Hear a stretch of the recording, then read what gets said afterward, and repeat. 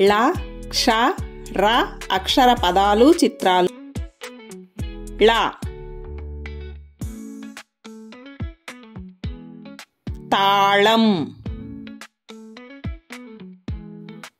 గంగాళం. ళ అంటే గంగాళం, దీని స్థానం ప్రతి ఇంటి ప్రాంగణం. మేళం.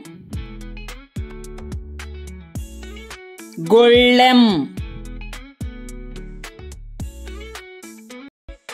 క్ష